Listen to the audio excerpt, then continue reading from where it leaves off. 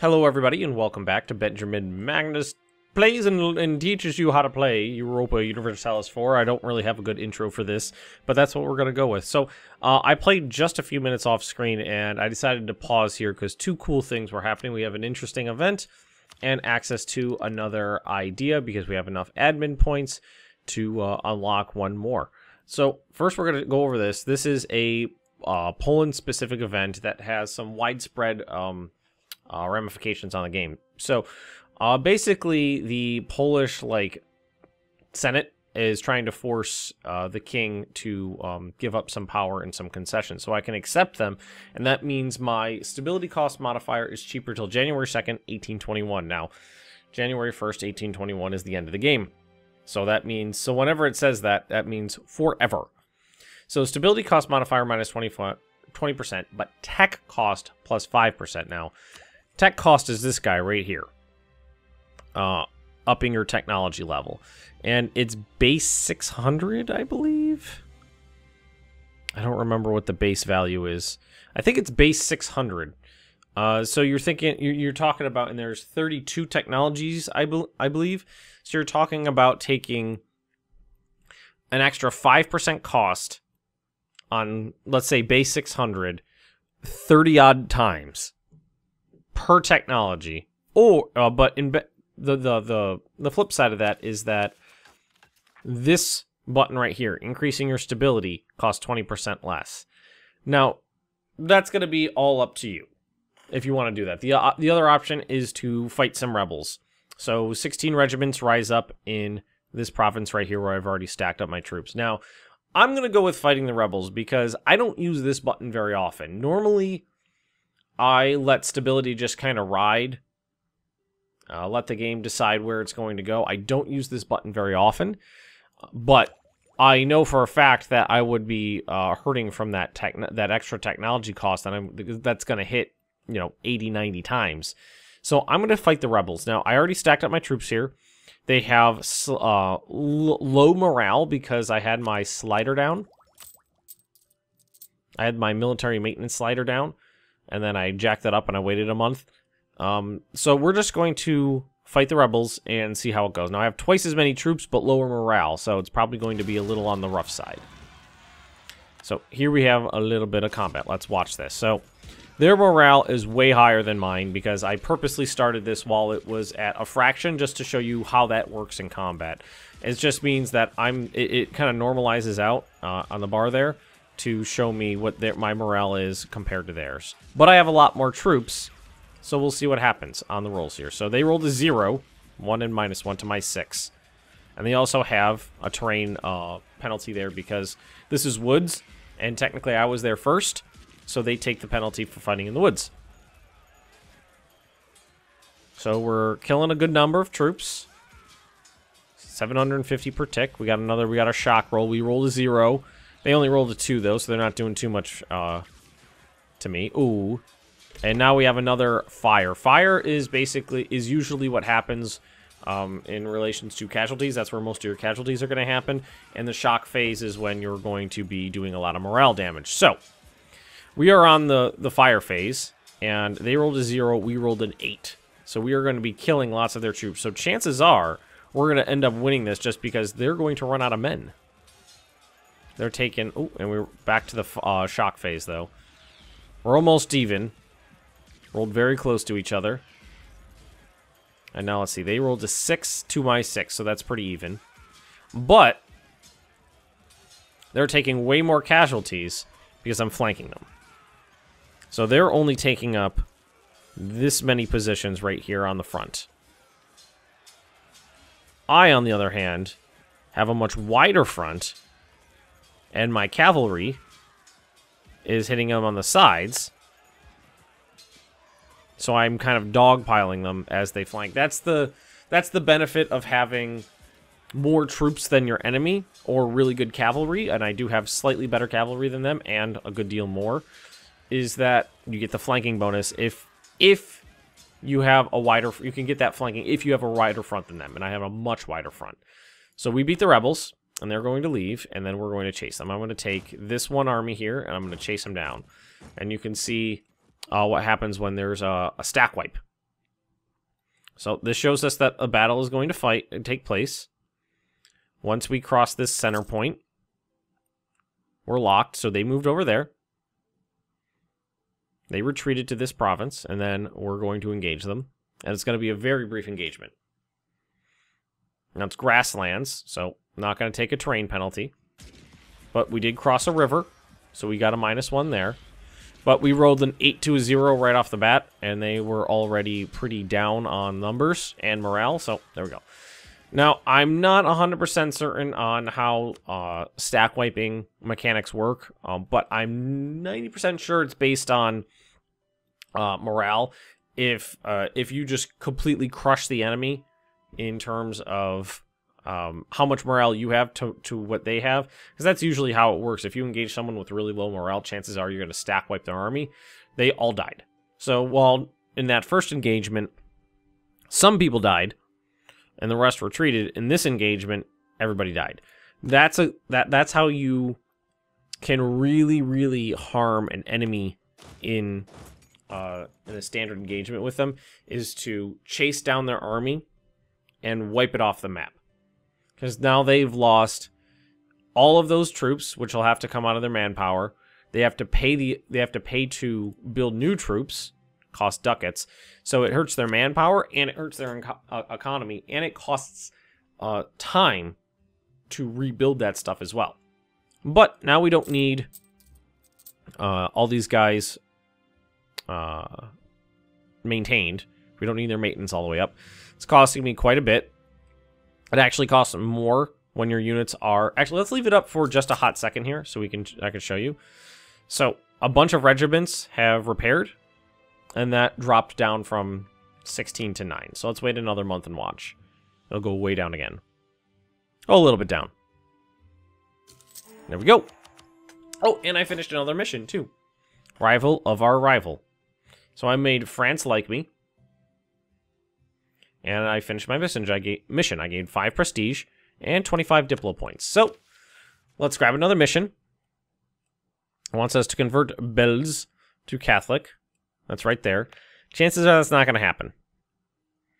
We have 0 progress for missionaries here. Now, I feel like my voice is very croaky today. Let's get some water. Alright, so, yeah. That mission is not going to be very good for us because we can't convert provinces right now because we don't have enough conversion strength.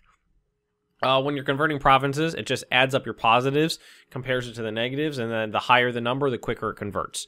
And right now we have a total that's in the negatives, which means it'll never convert.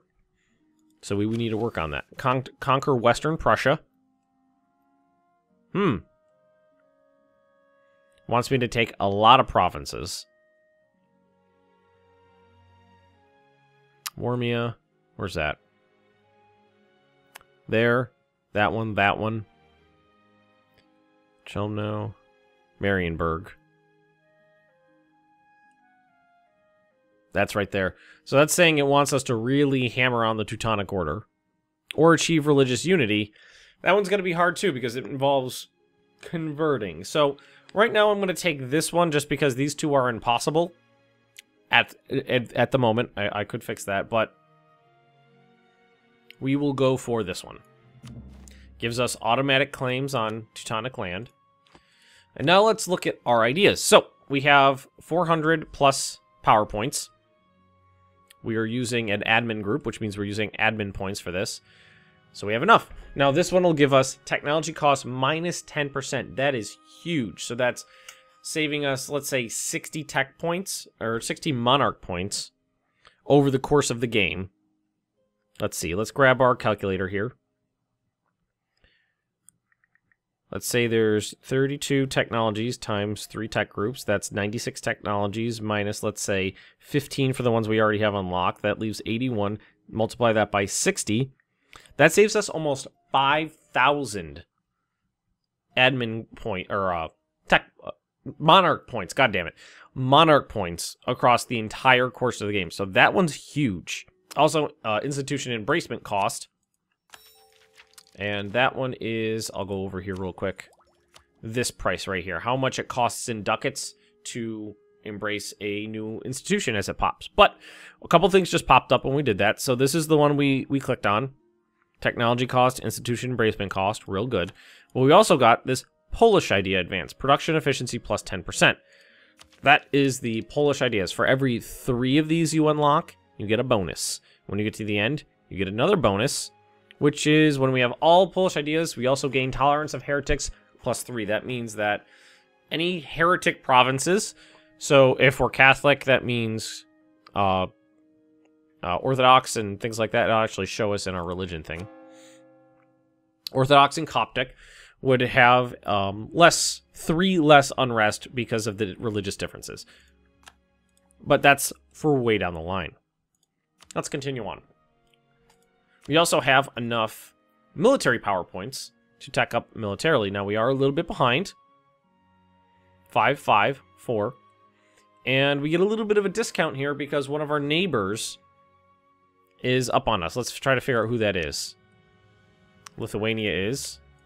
Hungary is. Bohemia is. Brandenburg is. Teutonic Order is. And Pomerania. You only need 1, but all those guys are up on me, so we're going to go ahead and take this. This is going to give me a new type of infantry. Supply limit 50%. That means I can have more people in a province, more regiments in a province, before I start taking attrition.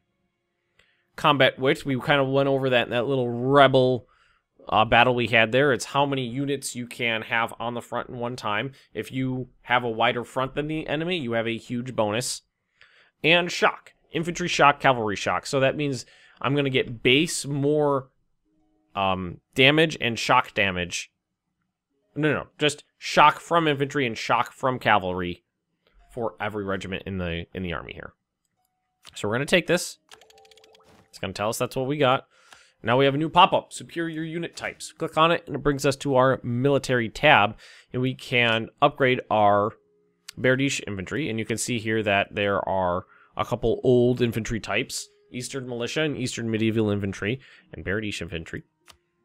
No, Eastern Militia, so it's going the other way. I thought it went this way, but no, it's going the other way. But you can actually see what technology it's unlocked at. Some technologies unlock, depending on who you are, multiple types of units. So it's usually one who's better at offense and one who's better at defense, and you just choose based on what you want. But in this case, we only have 1 unlock, so we're going to say we're going to convert all of our regiments to Eastern Militia, which has 1 offensive shock, 1 defensive shock, and you can see here that it gives you the stats on all of those and where they unlock. We're going to go and click on that right now, and it drops everybody's morale down. It's important if you're doing this during war that you keep that in mind. When you change infantry types like that, all the regiments that changed out, their morale goes down to 0. All right, so let's figure out what happened here. Ah, yes, I can see that. This is a in-game event. This one doesn't always happen, but there's always something that happens with Burgundy. So the Duke of Burgundy has died. Duke Charles I and his closest followers have tragically been killed. In an effort to win the current war, the Duke personally led his troops into battle, valiantly charging his enemies. His naked and disfigured body was later found in a ditch, his head having been cleft in 2. The death of the last Duke of Burgundy has plunged the country into internal turmoil and left it vulnerable to intervention from powerful neighbors. So what happened was the Duke of Burgundy died with no heirs, and Austria got all of its land. There's a couple different things that can happen there. Austria getting all of Burgundy's land isn't going to happen all the time. Sometimes Burgundy can stay whole. Sometimes it can go to France, I believe. And I believe there's another situation where it breaks up into pieces and a bunch of different people get a bunch of different bits. But that made Burgundy's powerful. And Austria took all of Burgundy. So now Austria is much more powerful than they were before. You can see all this red is Austria now. It's not continuous, it's not all connected, which means fighting wars for them is going to be a little more complex, but they probably doubled the size of their country in that. That was interesting for them, and it all depends. You can look it up online. There's a set of scenarios that happen, and actually it looks like he just gave a province to Lorraine here. There's various sets of circumstances that can occur, and now Austria is a great power that makes dictate what's going to happen. I don't know why. I feel so croaky today. Pardon me while I drink my water. So we don't have a conflict brewing right now, so I'm going to go ahead and put my army maintenance all the way down so that we can keep a positive balance. Now, this positive balance has given us, and that war we fought, it's given us a little bit of money to work with. So we're going to click on this guy right here. This is just a pop-up letting you know that you can build stuff. You have the money to do it. So as long as you have like more than 100 ducats, this is like always going to be up there. And I'm going to go ahead and build some churches. Now, yeah, we can recall our diplomat from the Pope because he maxed out the relations there. So that's as much as the Pope's going to like us right now. Let's go ahead and pause the game. And let's go to build some churches. Now, this number right here, you can sort by different, you know, the construction interface here by different amounts. This didn't used to exist, and it was really annoying, especially if you had a massive, massive, massive country. You'd have to go through the map and try to find, like, the best numbers. It was very, you know, especially if you were playing, like, in Asia and you had all these islands all over the place. And you just vast swaths of land. But now we got this. This is pretty cool. This was introduced in Mandate of Heaven, I believe. And this just shows you, it's just a little interface that shows you the best places to build your buildings. Now, this is telling me that if I build in Warsaw, or these other two provinces, that we are going to get 0.2 extra ducats per month. That's actually not bad. My general rule of thumb is if it's above 0.1, it's worth it. Now I'm going to be paying 100 ducats a pop, and I'm going to be getting 0.2 extra, but generally your total income is more important than your current treasury. I always prioritize getting my monthly income higher than just stockpiling cash. So I'm going to go ahead and build. I'm going to have enough for all three, I think. 1, 2. That's going to cost me my last ducat 3. Those were the most profitable ones, so that's where we're going to build them. And you can see we're building 3 churches here. It's going to take 1 year to build them, which really isn't that much time. Most things build, most buildings build in about 1 year's time, except for forts. Forts depend on levels. Forts can take several years to build.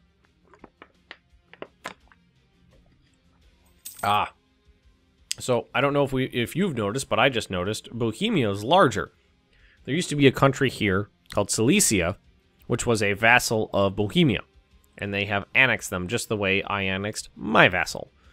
But Bohemia for now likes us, other than the fact that we tried to claim their throne, which is kind of getting better. They're getting over it. They like us for a lot of different reasons, and you can see under the opinion here that, let's see, they use their royal marriage as a pretext to claim our throne, minus 46, but every year 3.5 of that 46 decays out.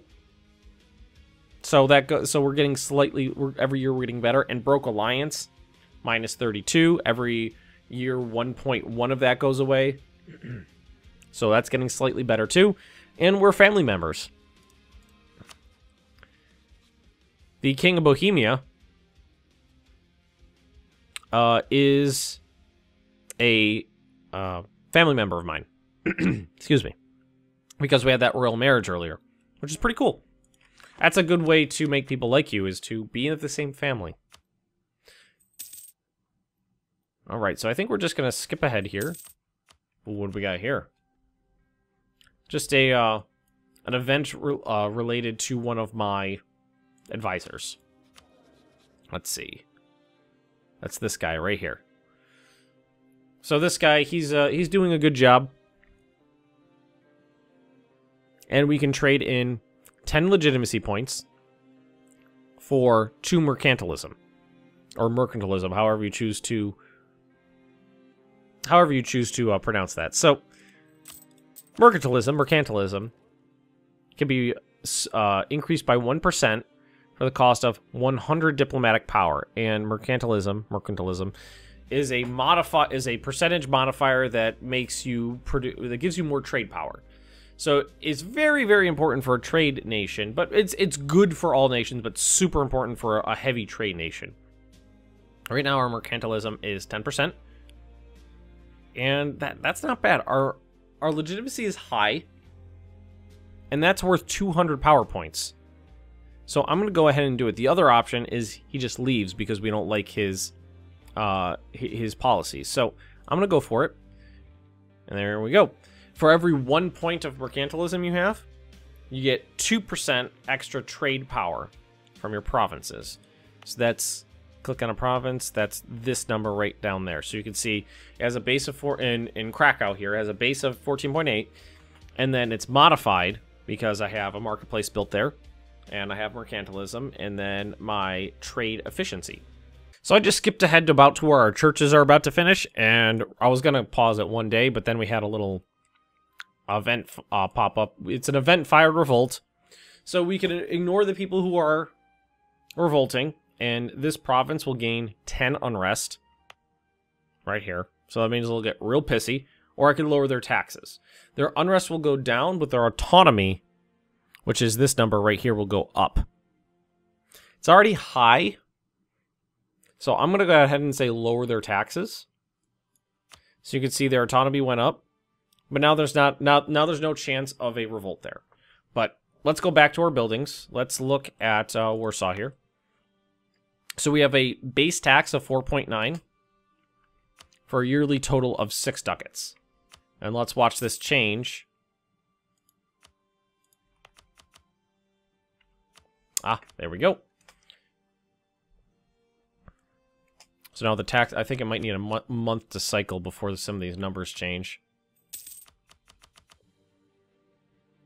Oh, no, that was just base extrapolated out. Bohemia declared war on their new enemy, Hungary.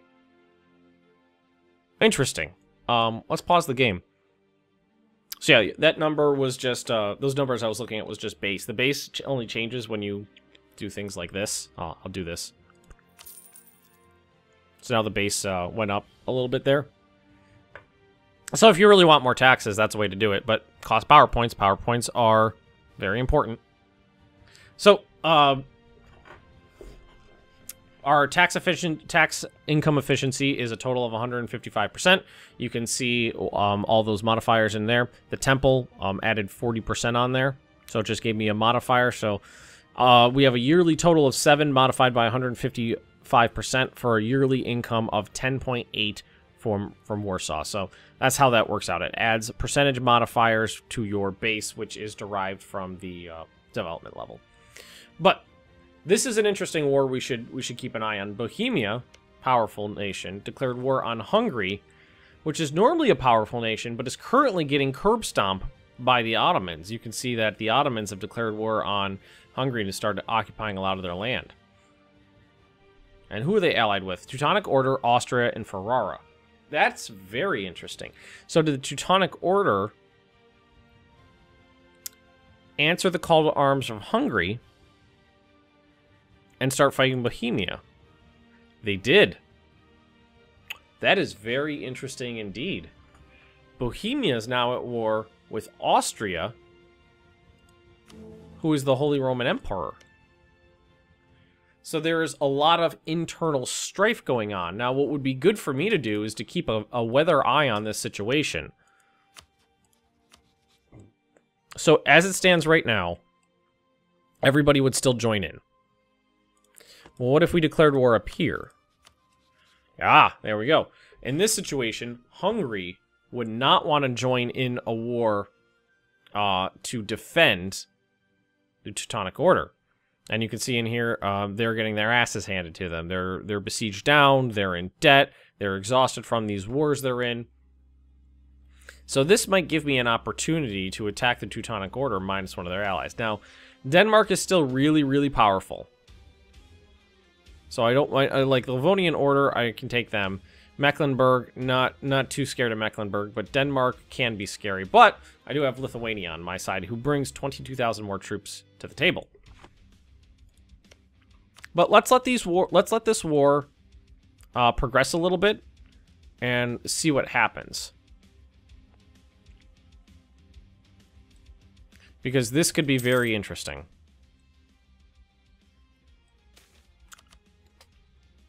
The Polish inheritance of Mazovia. Let's see, because the power of Poland is off to follow the polar policy.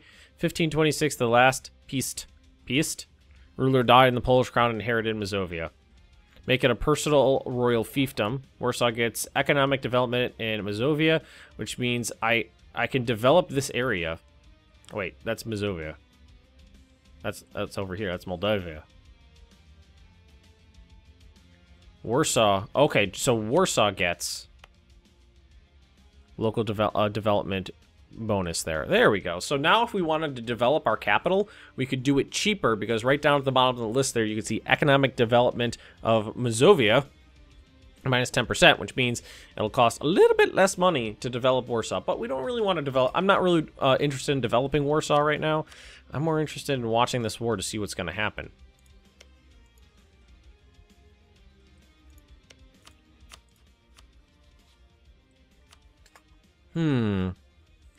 Ideally, I would like to be able to fight Hungary in Teutonic Order without Austria being involved. But Austria, that's interesting.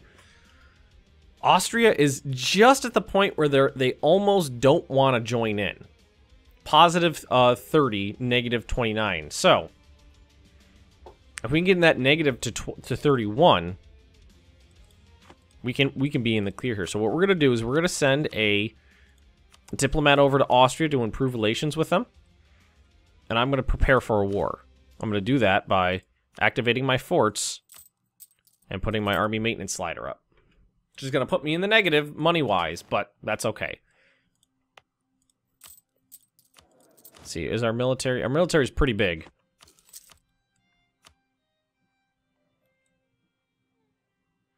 So what we want to do is we want to be able to declare war. See, I'm more interested in taking out a Teutonic Order.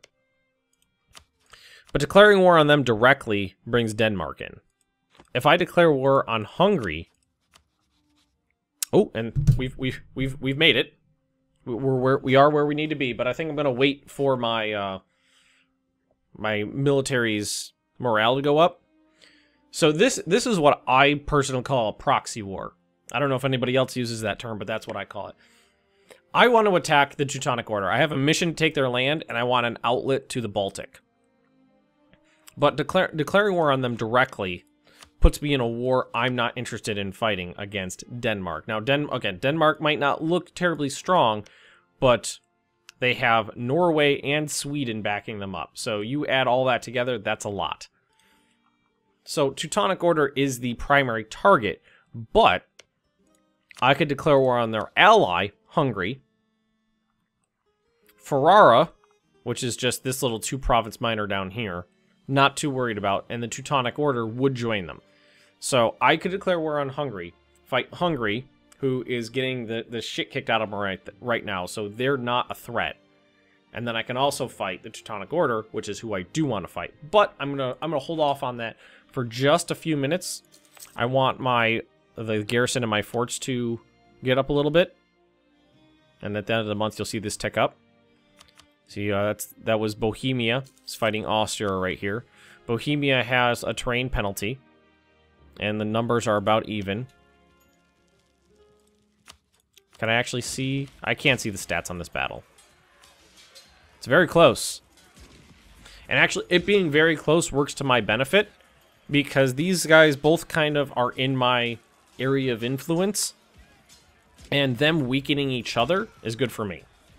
So Austria looks like they reinforced the battle with extra troops. Well, for our Teutonic Order, Bohemia and Austria are all fighting together right now. Looks like Bohemia is about to lose. So there you go. And this is the results of that battle. Bohemia lost 6,700 men and 3,600 cav to 8,700 infantry and 1,500 cav. So in total, casualties were about the same.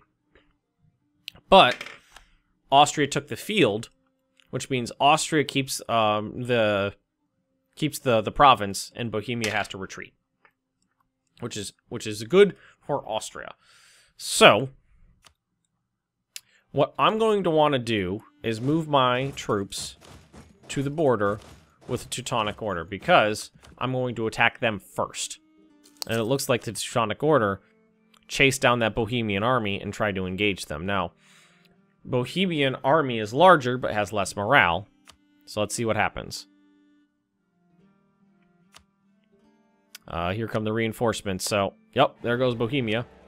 Oh, very interesting.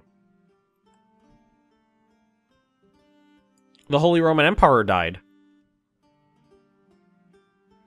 Ludwig I of Hesse has been elected.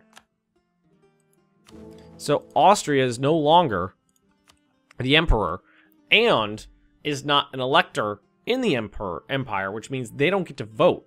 This guy right over here is the emperor. That's very interesting. That's very interesting indeed. Because that means Austria is not going to be sticking their nose in things where it doesn't necessarily belong. We're just about ready to declare war. Our garrisons are increasing in size. Our men are where they need to be. This army needs a leader. So I'm going to go ahead and... You know what I'm going to do? Is I'm going to get a leader from my estate here. Oh, I can't. They don't have enough influence. Alright, well, we can give them influence by giving them another province. So let's find a province that they might want. This one right here. It has a really high autonomy. So it's not producing very much, so I don't feel bad about giving it away. Now, I can ask for a general. And let's see what we rolled. Right, he's not bad. 2, 3, 1. Not bad.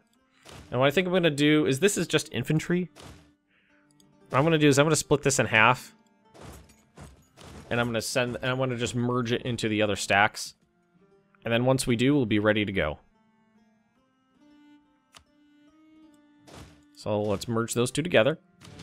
Let's merge these two together. So we have two separate armies fighting so that we don't take as much attrition walking around and sieging down provinces. And now I think it's time to declare war on Hungary. The Teutonic Order is going to join. Ferraro is going to join. Again, Ferraro is the... He had a stack in here somewhere of a few thousand troops. He's got 5,000 total, it looks like. Not too worried about him. And what we're going to do is we're going to immediately pounce on the Teutonic Order. Because if I beat Hungary and piece them out, the entire war is over. But if I kick the snot out of the Teutonic Order, I can sign a separate peace deal with them and continue the rest of the war. So that's what we're going to go for here. So let's see, the war goal is going to be to take, let's see, it's going to be one of these three provinces. Oh no, it's not. Where are these provinces?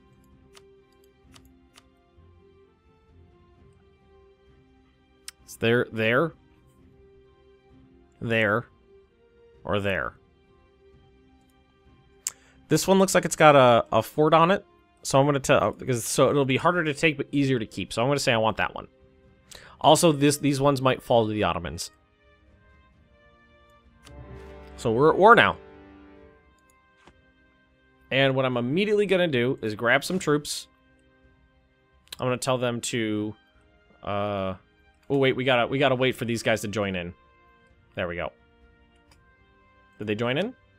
Yep. So I'm going to immediately tell these guys to move to this province and start sieging it down. No, what I'm going to do is I'm going to send them over here. Because you can see we can't get to the capital.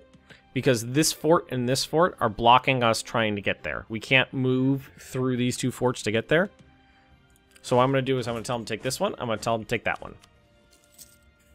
And then we have to do some sieges, which are going to take a while. As you can see, we just have to sit on these places and wait. Looks like we got a good roll here. We got a 7 there. We got a 12 there, but this might be a higher fort. Let's see. That's a 2. That one's a 1 yet. This one is a larger fort, so it's probably going to be harder to take. We also have Lithuania in on us, and we can actually tell them to try to help. Let's see. Moldavia. Let's see. Ah, here we go. Set focus for all subjects. So I could tell them I want them to be sieging. I want them to go and help siege down provinces. Now the Teutonic Order has a problem. They're at war with Bohemia. They're also at war with me. And I'm sieging down their home. Looks like I got a good roll up here. An 8 to a 2, yeah. Another 8. And an 11. Ah, we got a crit. We got a 14 on this one, which means we breached their walls, which gave us an extra point. So this is actually not going to... This is going to go pretty quickly. And you can see Lithuania... Ah, yeah, there we go. The Ottomans ended their war with Hungary. And they took that province, so... It's a good thing I didn't tell them I wanted it. Oh. Rebels in Bohemia. Bohemia is having a lot of trouble.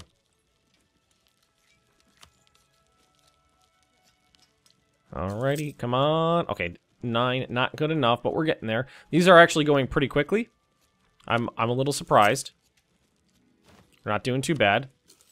It's like Moldavia is winning a couple battles against a couple regiments, not a big deal.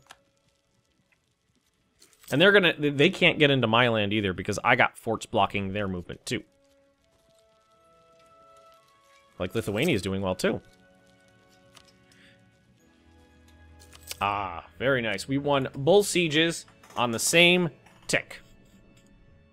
So both those forts belong to me. Now, right now, the garrisons are very small, so we'll start putting our own garrisons in there. And what I'm going to do is now I can move to their capital and to Königsberg over here. I'm going to take that fort as well. Or we can I get them? Yeah, I can catch this regiment right here, so I'm going to try to wipe them out. And there we go, stack wipe. Those 4,000 men are gone. Now, these coastal provinces, you can see that the numbers are a little bit higher. It's got that negative 64, where before in here we were working with like negative 40s. It's a little harder to siege down coastal provinces if you don't control the sea as well. They get an extra bonus because they're supplied from the sea. If you blockade the province with a navy, which I do not have, that negates that bonus and things will go quicker. So you can see that the Teutonic Order is attempting to raise up some troops in the provinces they still control. But for me right now, it's more important to knock the Teutonic Order out of the war as quickly as possible than to actually bother chasing those guys down. So I'm going to keep the sieges, and I'm going to let them go. So what do we have here? Vacancy in a high position in the church administration in Warsaw. There is a churchman from a rich family who's made an offer. If we approve and back his election to the position, we will gain a large contribution from his coffers. So this will give me some money, but Catholic Reform desire goes up. And this will get me papal influence. I'm going to take the influence. Reform desire is... Alright, is that it? Papal influence, reform desire, right here.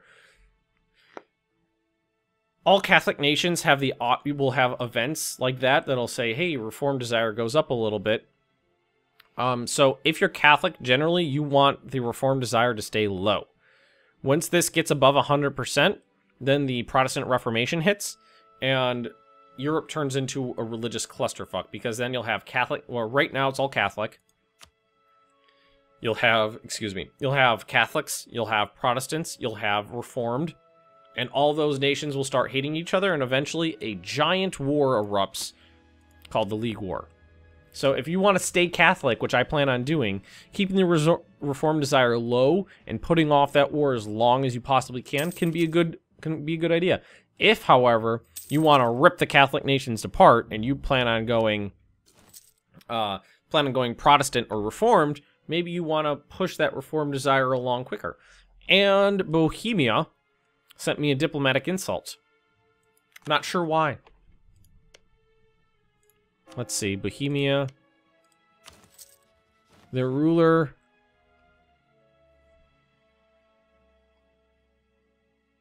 Does it tell me what his...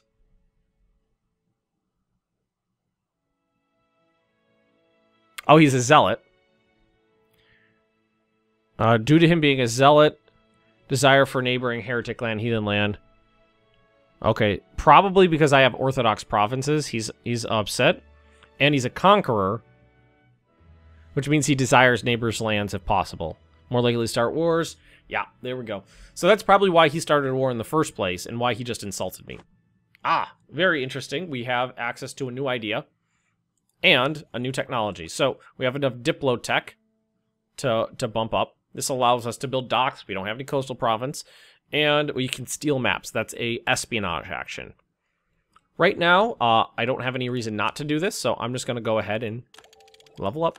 And then we're going to go here, and we're going to grab the next idea, which gives me possible advisors +1.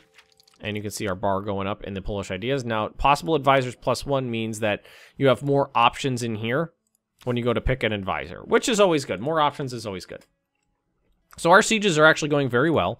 This one we rolled a crit on and breached the walls, and this one we've just been getting overall high rolls, and we're already up to 0%. Negative only events. Yeah, this'll happen. There's no good art in Poland right now, so we lose prestige.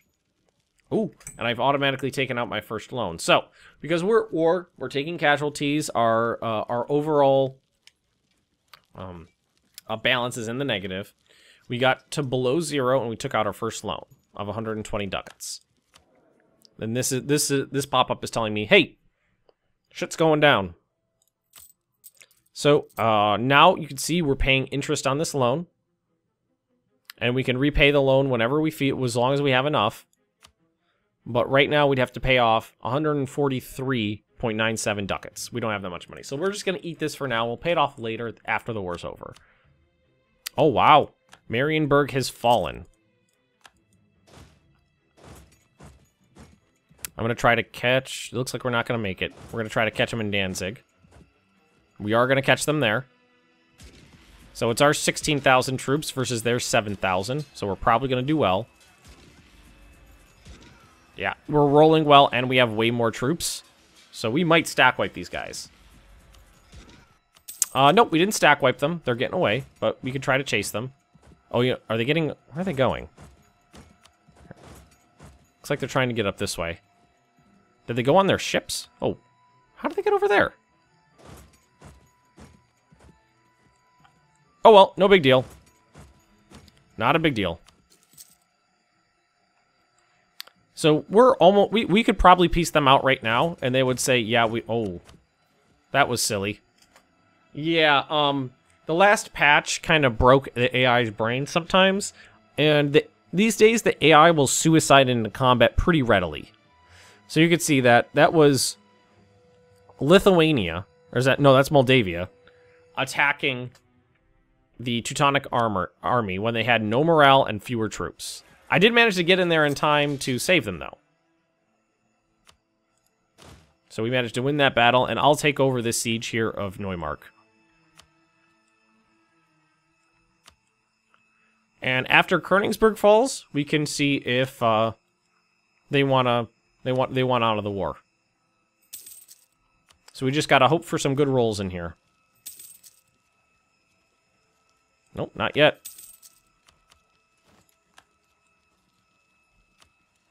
See, we're losing money every month, and there we go. So now what I'm gonna do is here. Let's siege down the last few provinces here. It's really easy. So let's split it. That was split army. I just split my army in half, and I'm gonna send them to take these provinces like this. It'll give me a little bit more war score with them. Lithuania lost a province. There we go. Very nice. I could take that back really easy, though. And we're going through this quick now because this stuff's pretty simple. It takes 1 month to siege down unoccupied provinces. Caught their army. I'll siege this one back. Now, because this one's almost done, normally I would have said, you know what, let's piece them out now. But I almost got this fort over here too, so I think I'm just gonna leave it. And then, just at the bottom of the screen here, Hungary I think it was Hungary. Somebody, I think it may have been Ferrara, had sieged down this province. That province was adjacent to one of my forts, though. It was in my fort's zone of control. This little symbol right there with the blue circle on it. If you siege down a province that's in a castle's zone of control and you don't control the fort or castle, it just goes right back to its owner a month later. Unless you're sitting on it. I'm going to go take out this Hungarian army here and hope for the best at Neumark. That's how I say Neumark. I don't know if I'm pronouncing that right. So we're going to take out those 1,000 Hungarian troops. Not that it was a big deal. Merge these two stacks back together with that merge button right there when you have multiples selected. And there we go.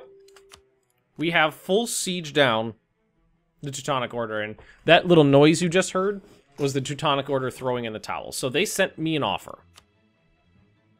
They will cede Chelmno, Tukola, give me 10% of their income for 10 years, annul treaties with Denmark and Hungary, give me 56 ducats, and that's it. I'm actually going to decline that because I can get more out of that, and that does not get me what I want.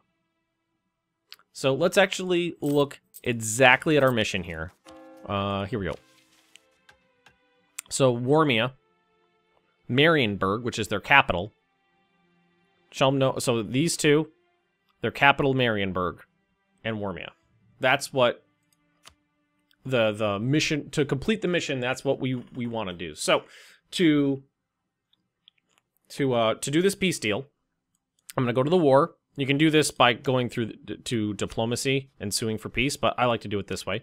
And then if I click on the Teutonic Order, that'll bring me up here. Either way works. Sue for peace. Now, when you're doing a separate peace, you want to make very, very certain you don't go to here. Because if you sue for peace using this button, it's the entire war. If you do it for the specific nation, it's just for them. So what I'm going to tell them is I'm going to want this one, this one, this one, and that one. They're saying I don't have enough war score to do it all. Which is, I'm at 99%.